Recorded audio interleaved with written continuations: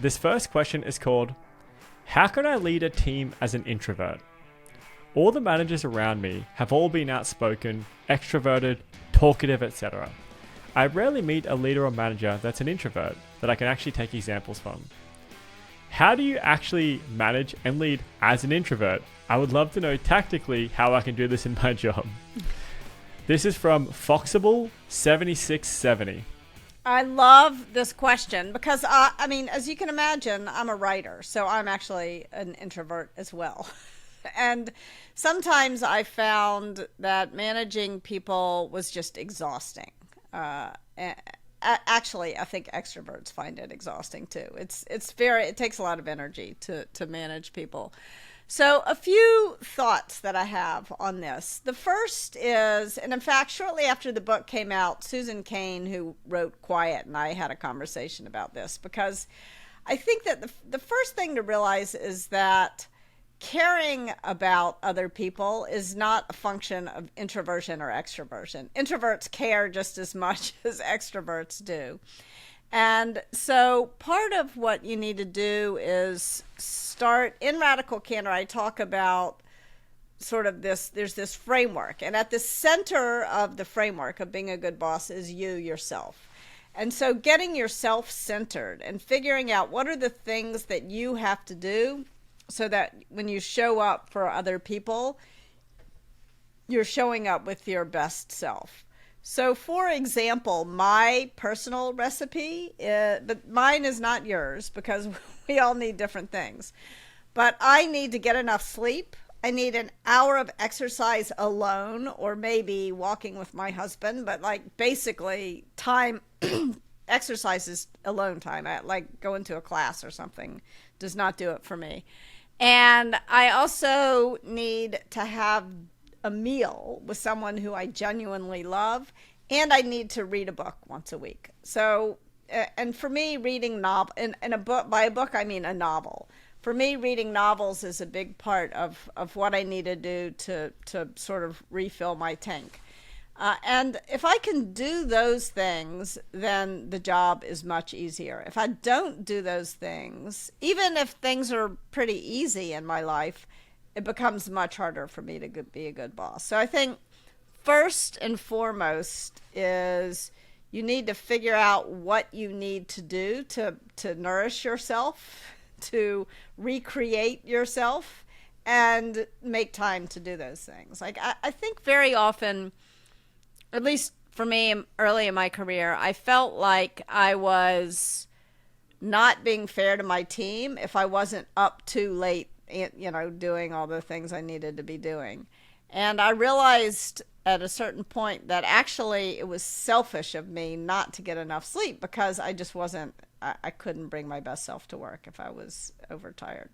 So that's the first thing. There's tons more to say, but Joel, I want to get your thoughts before I keep rambling. Keep on rambling. It's interesting. I guess I am an extrovert. I love people and meeting people and like my leadership style is much more, that what people are describing in this, that outspoken, loud person. And so it is interesting to hear this, from an introvert's perspective, because my advice here is going to be limited, but it is interesting to me that you're starting this from a position which has nothing to do with management. Yeah. It's about centering yourself and building that strong foundation.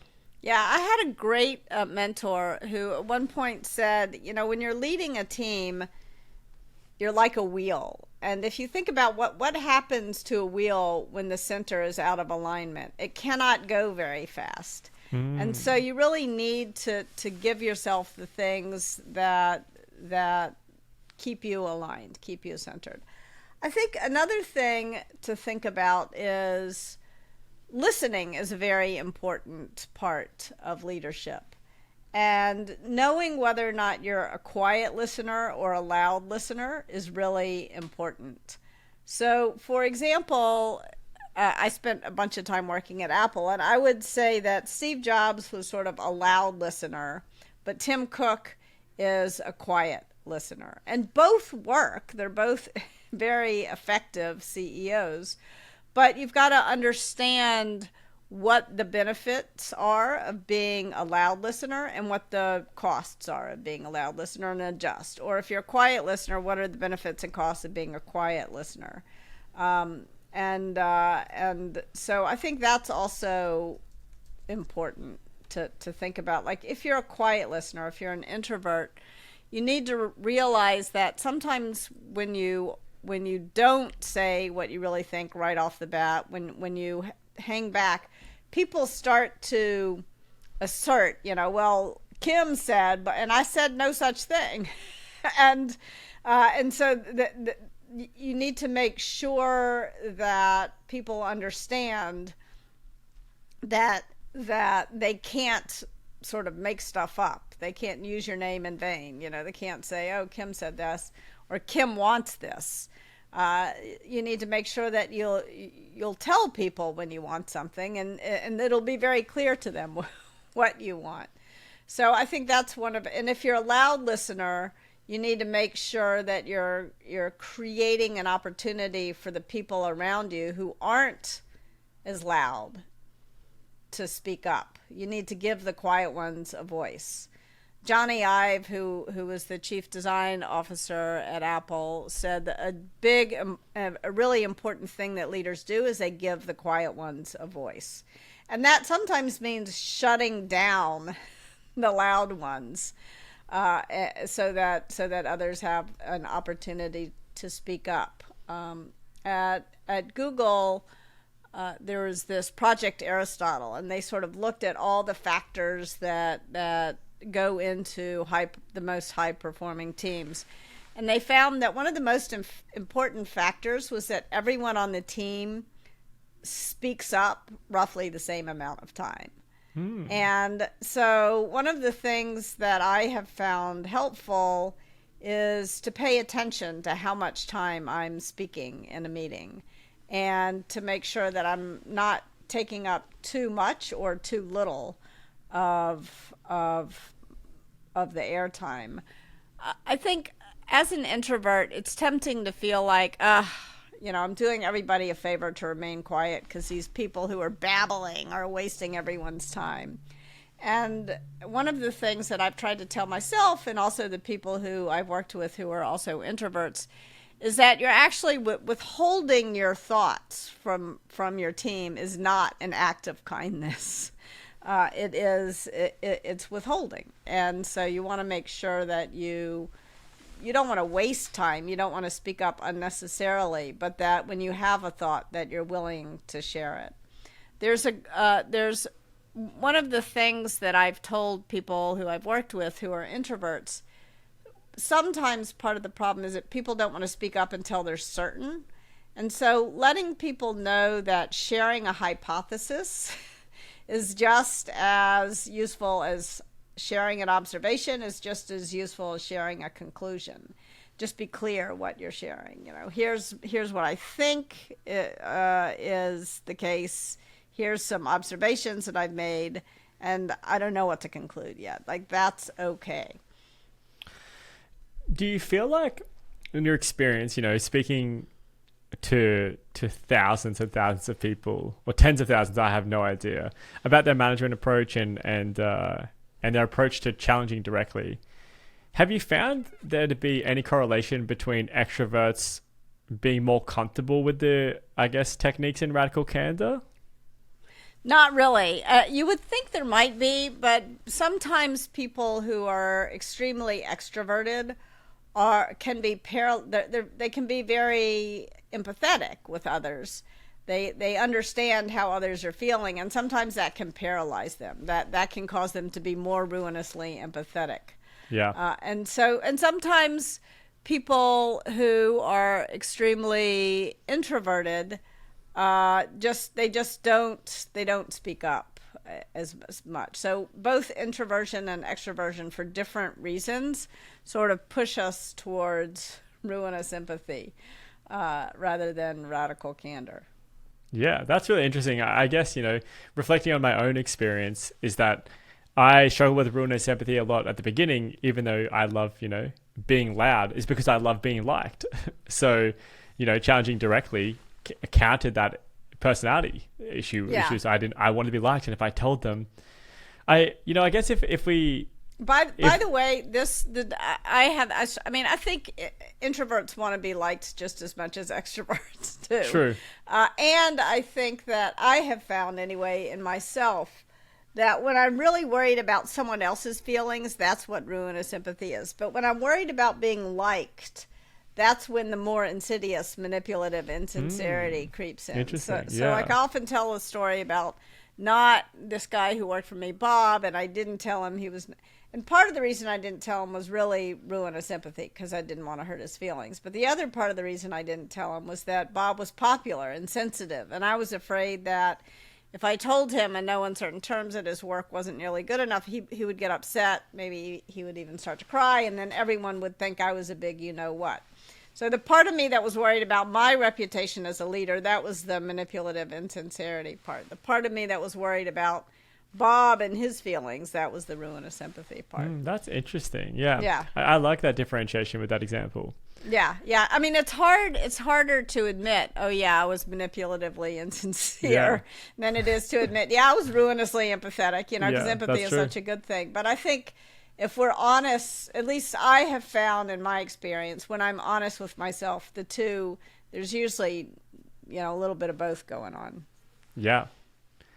All right. Well, look, I guess if we take a level higher, and I'll try and repeat back where I think we kind of landed on advice for Foxable. So the first thing is that we need to know that introverts and extroverts generally care about people the same amount, and caring about people is the strongest kind of fundamental pillar when you're going to manage someone. Yes. So as long as you can continue to care and put that at the core of everything you're doing, that's just the first step. Care about the people you're working with, build the relationships there.